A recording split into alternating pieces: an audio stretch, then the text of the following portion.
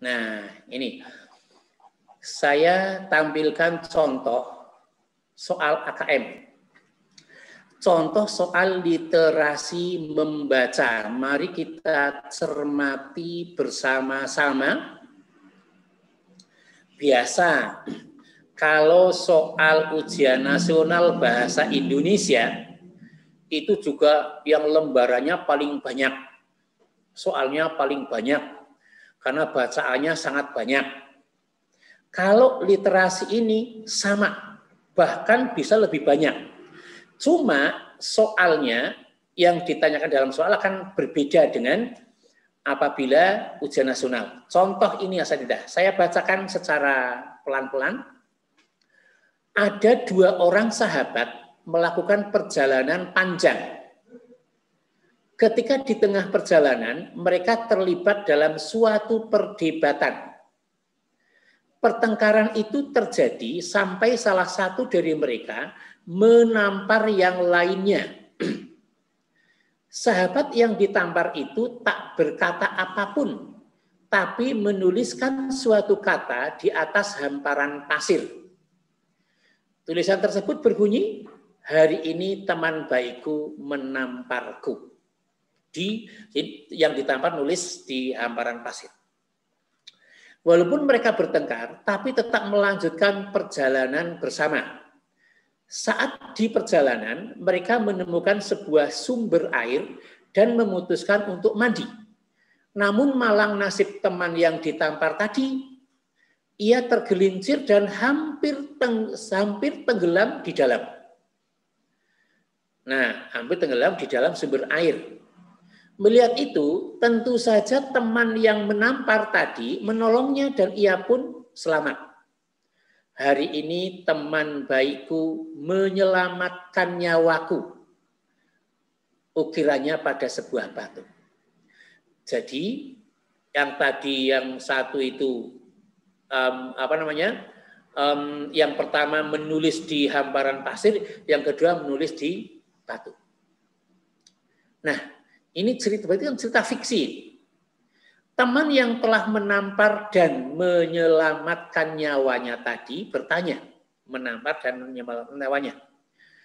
Mengapa saat aku menyakitimu, kamu menulis di atas pasir? Sedangkan saat aku membantu, kamu mengukirnya di atas batu. Kemudian ia menjawab, karena menulis di atas pasir mudah terhapus oleh sapuan angin. Sedangkan mengukir di atas batu tidak mudah hilang oleh terpaan angin kencang sekalipun. Ini berarti kalau dilihat dari sisi konten, ini merupakan cerita fiksi, bukan informasi. Nah, sekarang ini soalnya Ustadzah, kita cermati ya. Tentukan setiap pernyataan berikut sesuai dengan isi teks atau tidak. Contoh, perjalanan kedua sahabat kemungkinan melewati padang pasir. Nah ini, perjalanan kedua sahabat kemungkinan, di sini ada kata kemungkinan melewati padang pasir. Nah, anak itu bisa bisa menyatakan pernyataan itu sesuai atau tidak kalau sudah memahami bacaan. Jadi sudah bisa menggali informasi. Jadi yang ditanyakan bukan lagi apa judul bacaan tadi, siapa tokoh dalam cerita di atas, bukan lagi ditanyakan siapa tokoh, apa judulnya, terjadi di mana, bukan. Tapi memahami teks, memahami isi teks. Nah, yang kedua orang tetap bersahabat dalam kondisi marah maupun susah. Sesuai atau tidak. Yang ketiga, pesan yang baik dituliskan di atas pasir, pesan yang buruk dituliskan di atas batu. Nah, ini semua anak bisa menulis sesuai atau tidak, itu kalau sudah memahami bacaan. Oke, baik Asatidzah. Sebelum saya teruskan, ingin saya sampaikan ini bentuk soalnya ya. Sebelum kita terusan, saya lupa. Jadi bentuk soal AKM itu ada 5 bentuk Ustadz. Nanti ada 5 bentuk. Yang pertama pilihan ganda, itu biasa pilihan ganda. Jadi anak memilih salah satu misalnya. Tapi ada juga soal yang sifatnya pilihan ganda kompleks. Yang dimaksud pilihan ganda kompleks adalah anak diminta menjawab pertanyaan dari pilihan-pilihan jawaban dan itu dapat memilih lebih dari satu jawaban benar. Jadi dalam satu soal pilihannya A, B, C, D, E bisa jadi jawaban yang benar lebih dari satu. Bisa 2, bisa 3. Itu. Ini pilihan ganda kompleks. Kemudian bisa menjodohkan. Bisa isian singkat. Bisa uraian. Bisa juga dalam bentuk seperti angket seperti ini. Jadi anak menjawabnya dengan memberi tanda checklist misalnya. Bisa juga seperti itu. Nah ini soal, berarti kan yang pertama itu adalah menggali pemahaman peserta didik akan isi bacaan. Yang kedua, ini Ustadz sekalian, pilihlah pesan-pesan yang merupakan simpulan dari isi teks. Jadi anak itu diminta menyimpulkan dari isi teks. Yang pertama, jangan mengingat kesalahan orang lain terlalu lama. Yang kedua, pertemanan sejati akan terbentuk setelah melewati masa perkelahian. Yang ketiga, persahabatan memerlukan sikap memaafkan dan membalas kebaikan. Yang keempat, jika diberi kebaikan oleh orang lain harus segera membalasnya. Nah, ini bisa bisa dilakukan anak kalau anak bisa pertama memahami isi teks, yang kedua bisa menginterpretasikan isi bacaan sehingga anak bisa menyimpulkan. Nah, ini kan butuh pembiasaan dan punya keterampilan membaca yang baik. Nah, yang ketiga, ini anak itu diminta menghubungkan, mengintegrasikan antara informasi pada teks bacaan dengan informasi yang ada pada pantun. Nah, cermati pantun berikut. Jika ada jarum yang patah, jangan disimpan di dalam peti. Kalau ada kata yang salah, jangan disimpan di dalam hati. Apakah isi pantun tersebut sesuai dengan isi teks?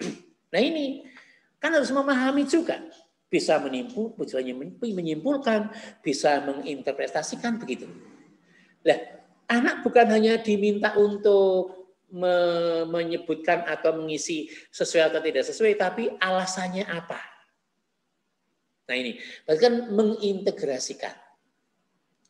Nah di sini ada nilai yang sangat baik. Nilai karakter yang sangat baik pada anak, hubungannya dengan memaafkan orang lain, membantu orang lain, jangan menyimpan dalam waktu lama ketika sakit hati, tapi kebaikan orang lain mesti diukir supaya senantiasa diingat dan sebagainya. Ini beda. Kalau soal ujian nasional, soalnya nggak seperti ini, beda. Menanyakan judul, misalnya untuk SD loh ya, ini untuk kelas 5 SD. Menanyakan siapa tokohnya, menanyakan kejadiannya di mana, menanyakan pokok pikiran dalam paragraf dan sebagainya. Sekarang contoh untuk yang kelas 8 Ustadz sekalian, penelitian ilmiah di rumah. Seringkali ketika kita mengatakan penelitian ilmiah, maka yang kita pikirkan adalah laboratorium dengan alat-alat canggihnya. Ini sekali lagi, ini bukan pelajaran fisika, bukan pelajaran kimia, tapi ini adalah literasi membaca. Seringkali kita mengatakan penelitian di ilmiah, maka yang kita pikirkan adalah laboratorium dengan alat-alat canggihnya. Padahal kita dapat melakukan penelitian ilmiah di mana saja. di dalam laboratorium maupun di luar laboratorium. Misalnya mengamati ketaatan murid terhadap peraturan lalu lintas di persimpangan jalan atau mengamati pergerakan bulan ketika terjadi gerhana bulan. Penelitian ilmiah adalah rangkaian pengamatan yang sambung menyambung serta berakumulasi untuk menemukan, mengembangkan, dan menguji jawaban atas pertanyaan atau masalah. Kunci utama penelitian ilmiah adalah melakukan pengamatan secara sistematis, baik dari segi objek amatan, waktu mengamati, hal yang kita lakukan pada objek maupun data yang kita catat. Contoh penelitian ilmiah yang dapat kamu lakukan di rumah adalah pengamatan untuk menjawab pertanyaan, adakah jumlah air penyiraman memengaruhi tinggi tanaman?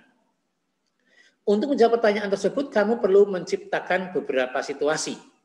Menyiram hanya sekali sehari atau menyiram 2 kali sehari. Ada 2 situasi seringnya dilakukan penyiraman air yang berbeda untuk mengetahui apakah benar jumlah air penyiraman mempengaruhi tinggi tanaman. Penelitian dilakukan sistematis jika air penyiraman tidak asal jumlahnya. Kamu harus menentukan jumlah yang sama untuk setiap kali penyiraman. Jumlah ini harus konsisten kamu lakukan setiap kali penyiraman, kamu tidak boleh mengubahnya. Bacaan ini berarti bacaan yang sifatnya informasi. Kemudian sistematis objek serta perlakuan terhadap objek.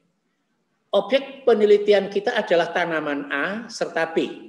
Tanaman A harus selalu disiram sebanyak 1 kali sehari dan tanaman B sebanyak 2 kali sehari. Kamu tidak boleh secara asal menukar perlakuan penyiraman terhadap tanaman A dengan B. Oleh karena itu, sangat penting dalam penelitian ilmiah kamu melakukan pencatatan prosedur sehingga penelitianmu dapat terlaksana secara sistematis. Hal lain yang tidak boleh kamu lupakan adalah memastikan hasil pengamatanmu dengan dipengaruhi hal lain. Misal jenis tanaman A dan B harus sama, umur kedua tanaman sama, ataupun intensitas cahaya matahari sama. Hal ini sangat penting supaya kamu yakin bahwa yang memengaruhi perbedaan tinggi tanaman adalah jumlah air siraman. Bukan karena jenis tanaman B lebih cepat tinggi dibanding tanaman A. Jika kamu sudah secara sistematis melakukan penyiraman, catatlah tinggi tanaman secara sistematis. Gunakan pengukur panjang yang sama, cara yang sama, dan waktu yang sama. Contohnya mencatat tinggi tanaman setiap seminggu sekali dalam ukuran milimeter secara tegak lurus terhadap permukaan tanah tempat tanaman tumbuh. Setelah catatan tinggi tanaman tersebut terkumpul secara terus-menerus, akumulasi data dapat menjawab pertanyaan penelitian. Nah, ini berarti teks bacaan yang secara konten memberikan informasi. Kalau tadi fiksi atau cerita. Contoh pertanyaannya, sekali lagi, ini bukan pelajaran biologi, bukan pelajaran kimia, tapi ini adalah AKM untuk kompetensi literasi membaca. Nah ini, tentukan apakah setiap aktivitas berikut merupakan langkah sistematis dalam melakukan penelitian ilmiah di atas ataukah tidak.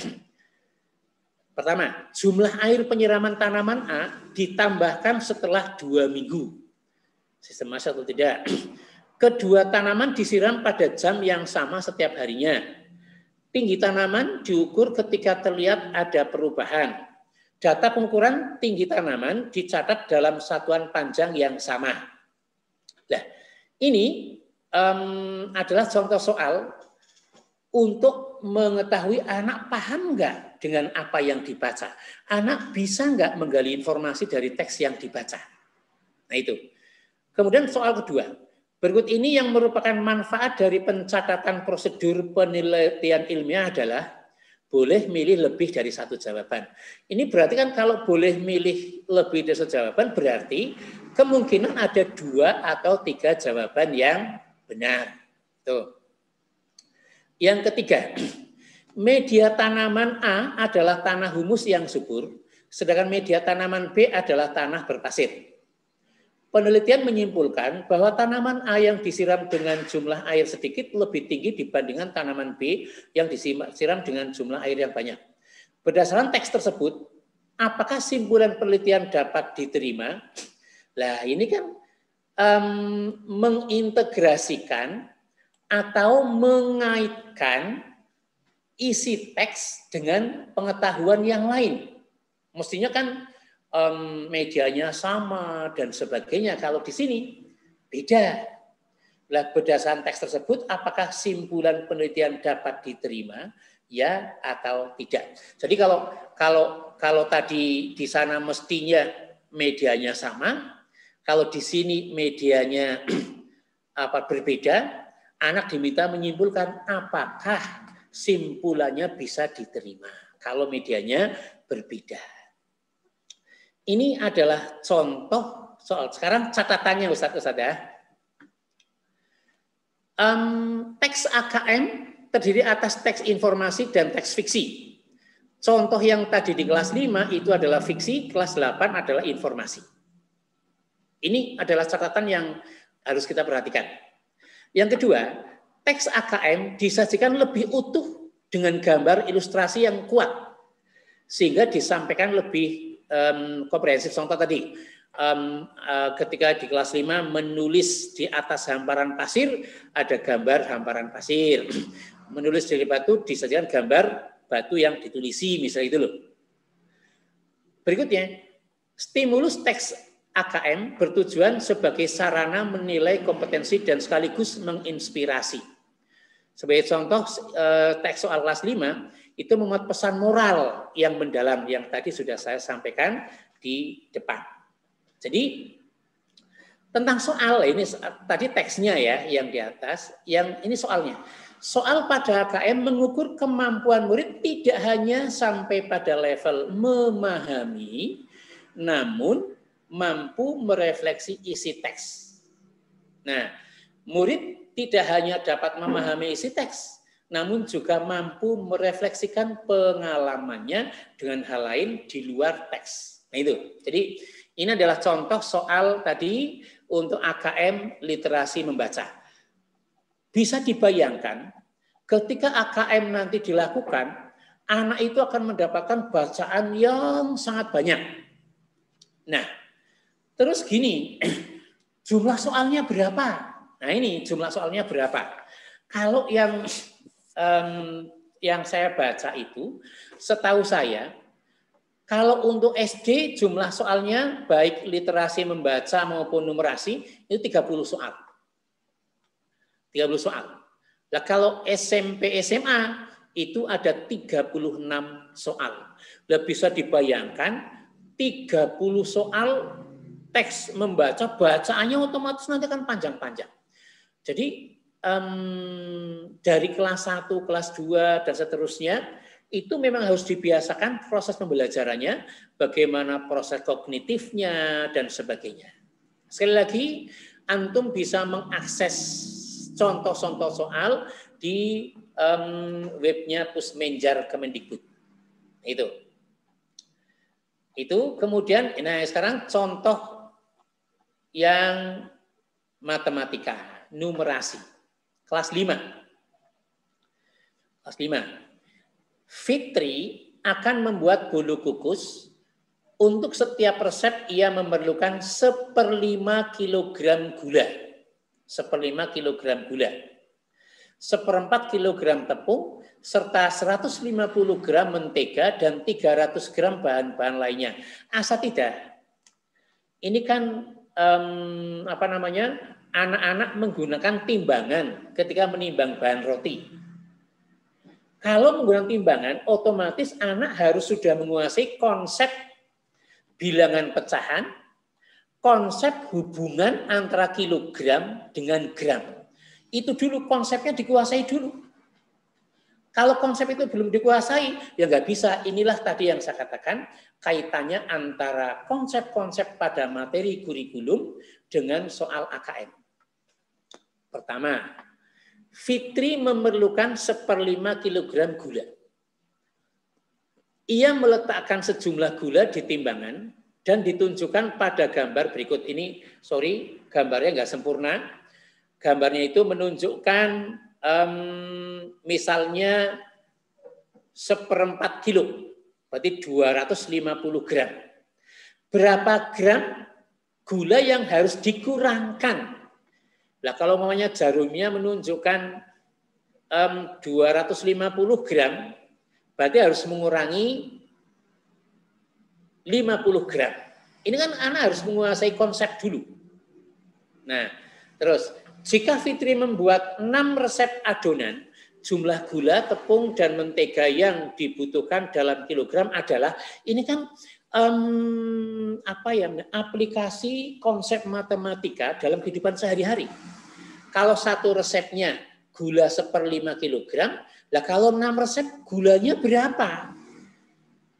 Ini sudah ada pilihan-pilihan contoh ini. 1/6 kali bla bla bla bla bla bla, 6 kali bla bla. Yang benar yang mana? Jadi anak tidak diminta menghitung, tapi diminta untuk berapa yang dibutuhkan.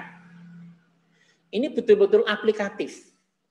Tapi itu tadi, anak harus menguasai konsep matematikanya dulu. Sementara hambatan kita adalah belum semua anak menguasai yang demikian.